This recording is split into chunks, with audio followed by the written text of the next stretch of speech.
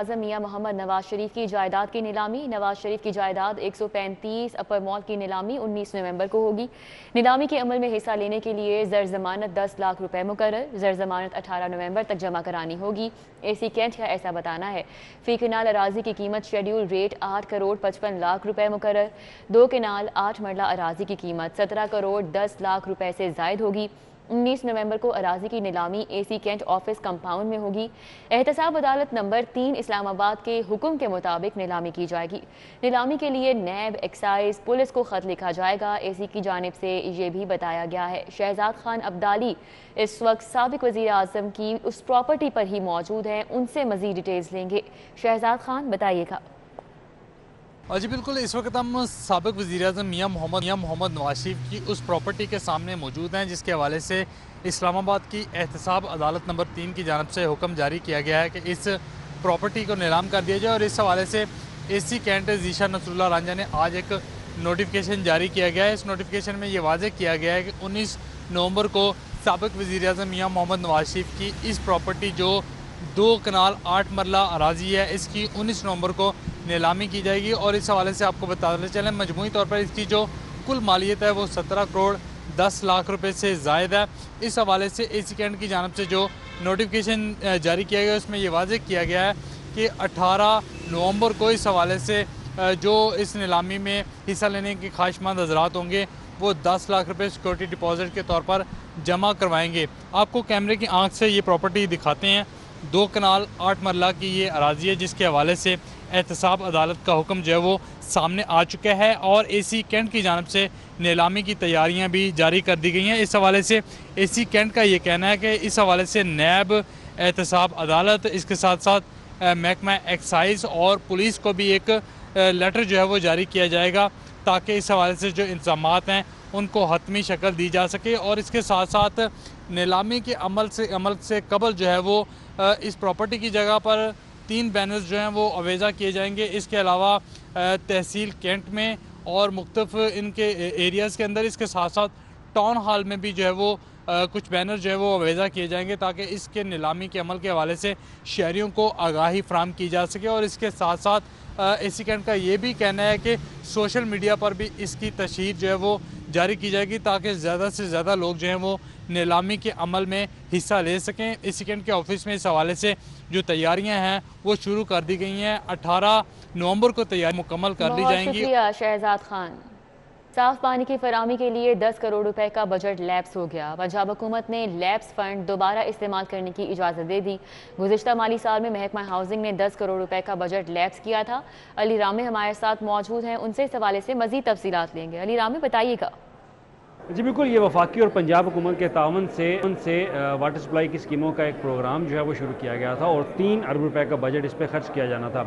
लेकिन अब इसमें न सिर्फ लाहौर बल्कि पूरे पंजाब के जो दही इलाके वहाँ पर सीवरेज की और ख़ास तौर पर वाटर सप्लाई की स्कीमों की फराहमी के मनसूबे जो है वो मुकम्मल किए जाने थे। लेकिन इस पर पिछले माली साल में महकमा हाउसिंग ने 10 करोड़ रुपये का बजट उन्होंने लैप्स किया, वो ज़ाया किया, वो इस्तेमाल नहीं किया और वो अकाउंट में पड़े रहे, उससे इंटरेस्ट कमाया।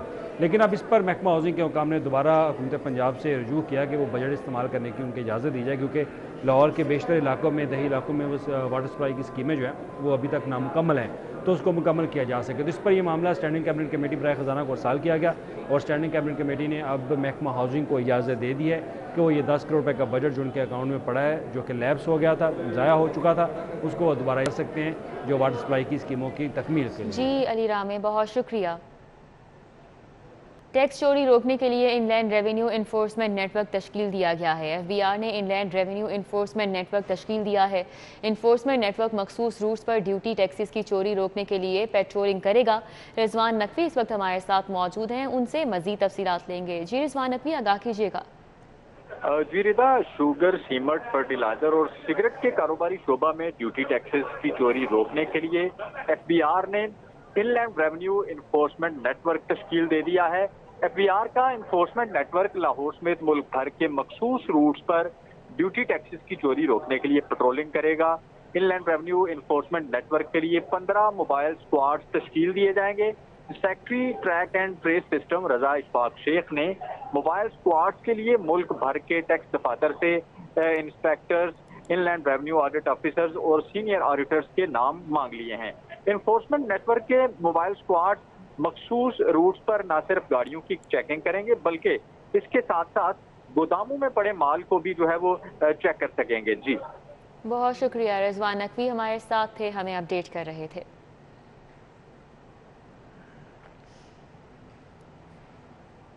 अरकान कौमी और सूबाई असम्बली को असासों की तफसीलात जमा कराने की हिदायत। इलेक्शन कमीशन की 31 दिसंबर तक असासों की तफसीलात जमा कराने की हिदायत। असासों और वाजिबात के सालाना गोशवारे 31 दिसंबर तक जमा कराना होंगे। राव दिलशाद हमारे साथ मौजूद हैं, उनसे मजीद तफसीलात लेंगे। राव दिलशाद बताइएगा। बिल्कुल रिदा, चूँकि हर साल अरकान कौमी और सूबाई असम्बली समेत सेंटर्स को तंबीह की जाती है कि वो अपने जो गोशवारे हैं वो जमा करवाएं, बल्कि गोशवारों के साथ साथ ज़ेर कफालत शरीकियात और बच्चों के अखराजात से मुतल्लिक भी जो वो तफसीलात इलेक्शन कमीशन को जमा कराएं। आपको ये बताएं कि इस हवाले से अब सर्कुलर जारी कर दिया गया है और सर्कुलर के मुताबिक 31 दिसंबर तक अरकान कौमी और सूबाई असम्बली और सेनेटर्स को अपने गोशवारे जमा कराना होंगे। जो वो 1 जनवरी को जो है वो फहरिस्त शामिल जो है वो शाया कर दी जाएगी, जबकि 16 जनवरी 2022 को गोशवारे ना जमा कराने वाले अरकान कौमी और सूबाई असम्बली और सेनेटर्स की रुकनियत जो है वो मुअत्तल कर दी जाएगी। जबकि इलेक्शन रूल्स के मुताबिक अगर किसी भी रुकन असम्बली या सेंटर ने फेक जो इंफॉर्मेशन दी गोशवारों में, तो उसके हवाले से हतमी जो है वो तहकीकात की जाएंगी और तहकीकात के नतीजे में फेक साबित होने पर जो है वो रुकनियत खत्म भी असम्बली की जा सकती है, ख्वाह वो रुकने सूबाई असम्बली हो, रुकने कौमी असम्बली हो या सेनेटर हो। तो ये तमाम तर फिलहाल तफसीलात जमा कराने के अहकाम जो है वो जारी कर दिए गए हैं। बहुत शुक्रिया राव दिलशाद हुसैन।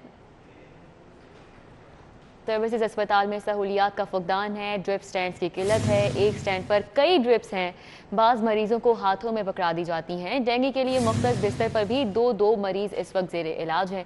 मुतअद्दिद मरीज स्ट्रेचर व्हील चेयर पर इलाज करवाने पर मजबूर हैं।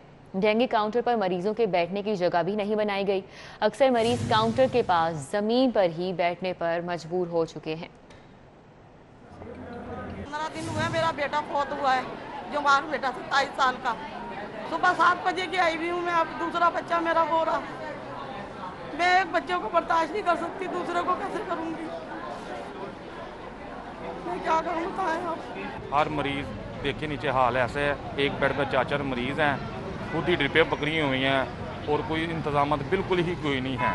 तो किसी की बात सुन रहा ना कुछ ना लेनी ना देनी, सब डॉक्टर हैं अपनी अपनी मर्जी से बैठे हुए हैं।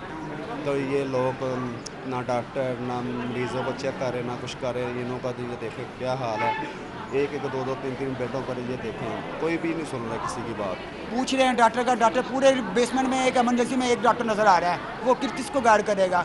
कोई बाहर बैठा हुआ है, कोई हाथ में पकड़ के ड्रिप पकड़ा, कोई ड्रिप लेके खड़ा हुआ है। अभी आपको अपडेट करें, नैब प्रोसिक्यूटर आसिम मुमताज़ ने इस्तीफ़ा दे दिया। नैब प्रोसिक्यूटर आसिम मुमताज़ ने इस्तीफ़ा चेयरमैन नैब को भिजवा दिया। नैब प्रोसिक्यूटर ने ज़ाती वजूहात की बिना पर ओहदे से इस्तीफ़ा दिया। Asim Mumtaz money laundering case में नैब की जानिब से पेश हो रहे थे। तो आपको बताएं कि नैब प्रोसिक्यूटर आसिम मुमताज़ ने इस्तीफ़ा दिया है। नैब प्रोसिक्यूटर आसिम मुमताज़ ने इस्तीफ़ा चेयरमैन नैब को भिजवा दिया। नैब प्रोसिक्यूटर ने ज़ाती वजूहात की बिना पर ओहदे से इस्तीफ़ा दिया है। Asim Mumtaz money laundering case में नैब की जानिब से पेश हो रहे थे। चुंगी अमर सदू के इलाके दाता टाउन में सीवरेज का निज़ाम दरहम बरहम है। गंदा पानी जमा है। इलाका मकीन जहनी अजियत और परेशानी का शिकार है। चुंगी अमर सदू के इलाके की ये सूरत हाल है। हाफिज दिलावर न्याजी इस वक्त वहाँ पर मौजूद हैं, उनसे जानेंगे इलाका मकीनों को किन मुश्किलात का सामना है। दिलावर बताइएगा। जी बिल्कुल, मैं इस वक्त चुंगी अमर सद्दू के इलाके दाता टाउन में मौजूद हूं और ये जो गली नंबर 5 है दाता टाउन में, यहाँ पर सीवरेज का निज़ाम ना होने की वजह से पानी जो गंदा पानी है वो सारे रोड पर जो है वो खड़ा है और जो यहाँ के रिहायशी हैं वो इस गंदे पानी की वजह से, बदबू की वजह से बहुत ज़्यादा परेशान हैं। हमारे साथ यहाँ पर कुछ शहरी मौजूद हैं जो यहाँ पर रिहाइश पजीर हैं, उनसे बात करते हैं और ये जो उनको मुश्किलात हैं उन्हीं से जानते हैं। जी बताइएगा।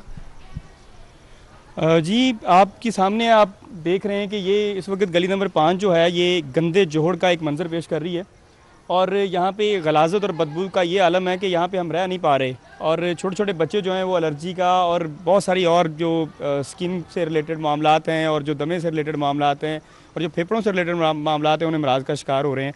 और अरबाब इख्तियार को कई दफ़ा दरखास्तें दी हैं, SDO वासा को दरखास्तें दी हैं, कंप्लेन दर्ज करवाई हैं, जिसके नंबर मैं आपको अगर आपको गिनती करवाना शुरू करूँ तो इतनी लंबी तादाद है कि आप सोच नहीं सकते।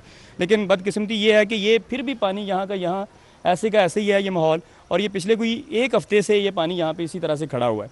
और जो यहाँ के जो कंसर्न जो यूनियन काउंसिल और जो MPA और MNA हैं उनके इल्म में ये बात है, उनको बारहा दरख्वास्तें दी हैं, उनकी तवज्जो इस तरफ करवाई है, लेकिन वो कहते हैं कि जी गवर्नमेंट जो है वो PTI की है और हम लोग जो हैं वो नून लीग के वोट से यहाँ पे जीते हैं, तो इस वजह से यहाँ पे किसी का कोई अमल दखल नहीं है।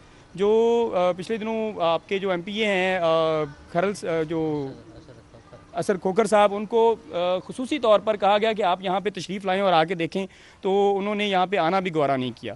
तो इस तरह की ये हालात है यहाँ पे, और बदकिस्मती से जो हमारी इस वक्त की जो मौजूदा हुकूमत है उसकी इस तरफ बिल्कुल भी तवज्जो नहीं है। इस हद तक गंदा निज़ाम है कि गलियाँ बिल्कुल टूट फूट कर। जी बिल्कुल, आपने इनकी बात सुनी, इनका कहना था कि यहाँ पर गलाजत की वजह से। और registrar cooperative societies Punjab Abdul Shakoor का सोसाइटी मगज़ार कॉलोनी का दौरा, डेंगू के हवाले से वाटर फिल्ट्रेशन का जायज़ा लिया, शजरकारी के सिलसिले में पौधा भी लगाया। Registrar cooperative societies Punjab Abdul Shakoor ने सोसाइटी मगज़ार कॉलोनी का दौरा किया। उन्होंने इंसदाद डेंगू के हवाले से वाटर फिल्टर का जायज़ा और शजरकारी के सिलसिले में पौधा लगाया।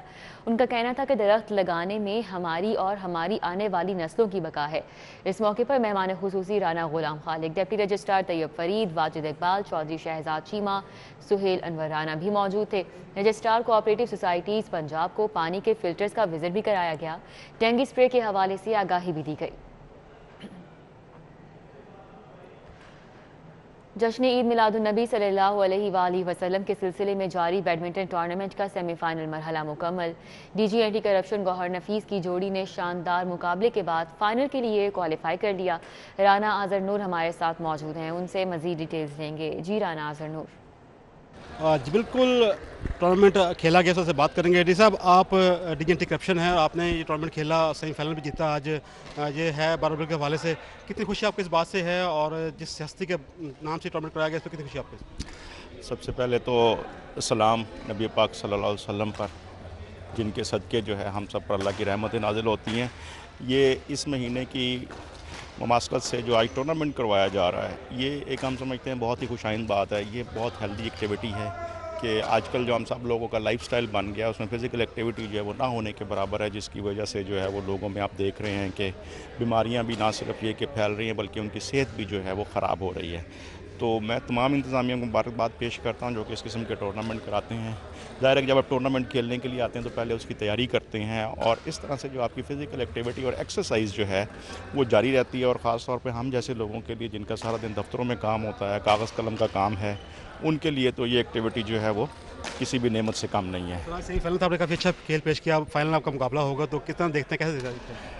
देखें, खेल में हार जीत जो है वो होती रहती है, लेकिन असल मकसद जो है वो खेल की स्पिरिट है कि जीतें तो जो है आप में ह्यूमिलिटी शो करनी चाहिए, और हारें तो आपको जो है वो बर्दाश्त करना चाहिए।